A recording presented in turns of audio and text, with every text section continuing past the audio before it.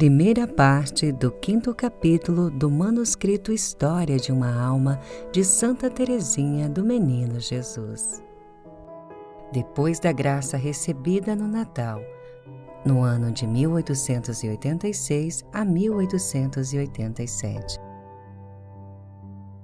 Se o céu me cumulava de graças, não era porque as merecesse. Sendo ainda muito imperfeita, tinha, na verdade, grande desejo de praticar a virtude, mas procedia fora do propósito. Eis um exemplo. Como era a caçula, não estava habituada a servir-me sozinha. Celina arrumava nosso quarto de dormir em comum e eu não fazia nenhum trabalho doméstico. Depois da entrada de Maria no Carmelo, acontecia-me algumas vezes que, para agradar ao bom Deus, tentava arrumar a cama, ou então, na ausência de Celina, ia de tarde recolher seus vasos de flores. Como eu disse, fazia tais coisas unicamente por amor do bom Deus, e, por isso, não deveria contar com o agradecimento das criaturas. Mas, infelizmente, não era o que se dava. Se Celina, por desgraça, não aparentava estar feliz e surpresa com os meus pequenos préstimos, eu não ficava satisfeita e fornecia-lhe provas com minhas lágrimas. Tornava-me realmente insuportável por causa de minha extrema sensibilidade. Por essa razão, quando me acontecia causar involuntariamente algum pequeno desgosto a uma pessoa querida, em vez de conter-me e não chorar, agravando a falta, em vez de atenuá-la, chorava como se fosse uma Madalena. E quando começava a consolar-me pela coisa em si mesma, chorava por ter chorado. Eram inúteis todos os raciocínios e não tinha por onde corrigir os mesquinhos defeitos. Não sei como acalentava a doce ideia de entrar para o Carmelo se ainda estava nos coeiros da infância.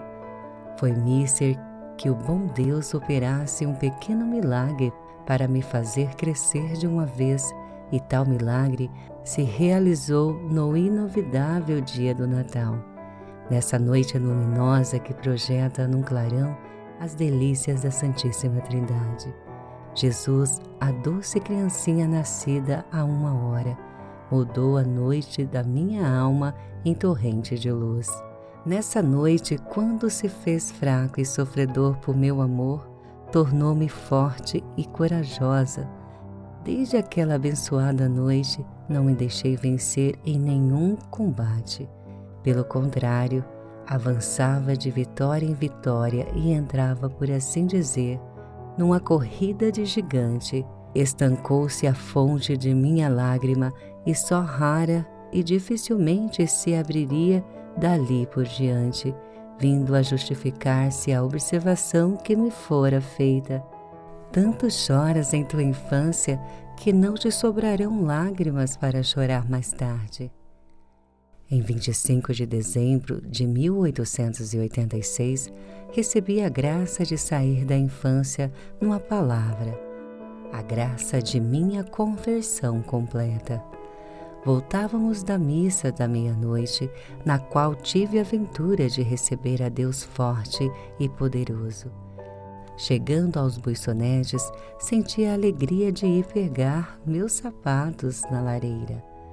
Tanta alegria nos proporcionara na infância o antigo costume que Celina queria continuar a ter-me como caçula, por ser o bebê da família. Papai gostava de ver minha satisfação de ouvir meus gritos de alegria, quando eu retirava cada surpresa de dentro dos sapatos encantados, e o contentamento do meu querido rei aumentava a minha felicidade. Jesus, porém, querendo mostrar-me que devia livrar-me dos defeitos da infância, subtraiu-me também às inocentes alegrias dessa idade. Permitiu que papai, extenuado com a missa da meia-noite, se enfadasse à vista dos meus sapatos na lareira e proferisse estas palavras que me atravessaram o coração: Afinal, que sorte ser este o último ano. Então subiu eu a escada para tirar o chapéu, conhecendo minha sensibilidade e vendo lágrimas brilharem em meus olhos. Celina também estava bem a ponto de chorar, pois me queria muito bem e compreendia minha mágoa.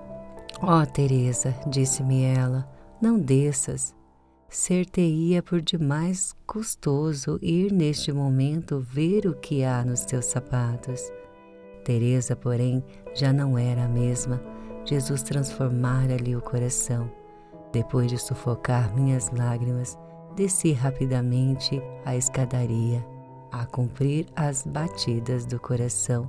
Peguei meus sapatos, coloquei-os diante de papai e fui tirando alegre todos os objetos com um ar feliz de uma rainha.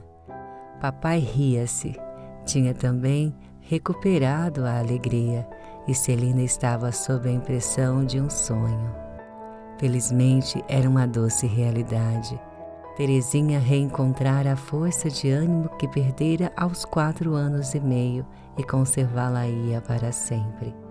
A partir dessa noite de luz, começou o terceiro período de minha vida, o mais belo de todos, o mais repleto de graças do céu.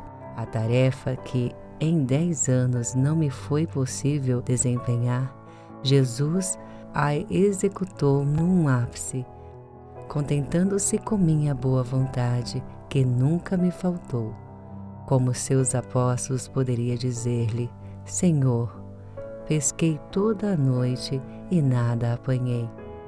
Para comigo, mais misericordioso ainda do que para com os seus discípulos, o próprio Jesus tomou a rede, lançou-a e recolheu-a cheia de peixes. Fez-me pescadora de almas. Senti grande desejo de trabalhar pela conversão dos pecadores, desejo que nunca sentira de maneira tão pronunciada. Senti numa palavra a caridade penetrar-me no coração, a necessidade de esquecer-me a mim mesma para dar prazer, e desde então fui feliz. Quando num domingo olhava uma gravura do Nosso Senhor na cruz, impressionei-me com o sangue que escorria de uma das mãos divinas. Acometeu-me grande dor, considerando que o sangue caía por terra, sem que a ninguém interessasse recolhê-lo. E tomei a resolução de manter-me em espírito de fé junto à cruz, para receber o divino orvalho que dela promana, compreendendo que depois deveria aspergi-lo por sobre as almas. No coração me repercutia também continuamente o brado de Jesus na cruz: tenho sede. Essas palavras acendiam em mim um ardor estranho e muito vivo.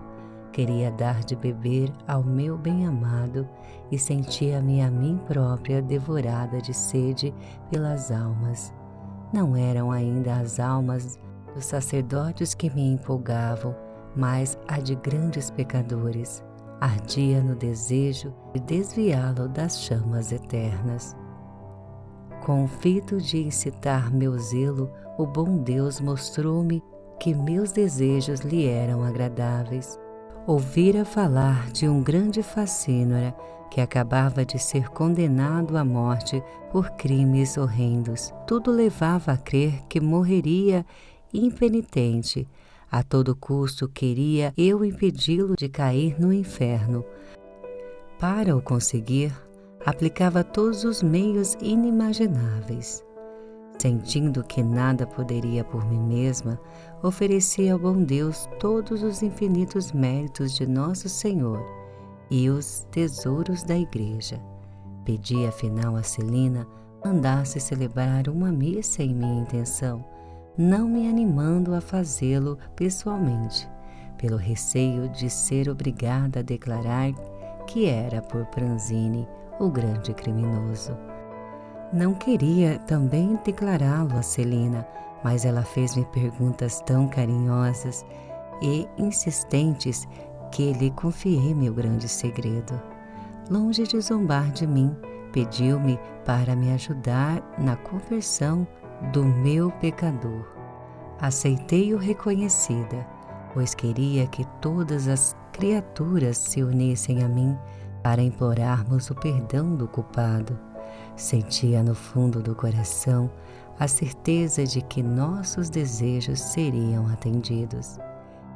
Entretanto, na intenção de criar coragem para continuar a rezar pelos pecadores, declarei ao bom Deus que estava muito segura de seu perdão ao mísero e desditoso Pranzini, que nisso acreditaria, apesar de que não se confessasse nem manifestasse alguma sombra de arrependimento.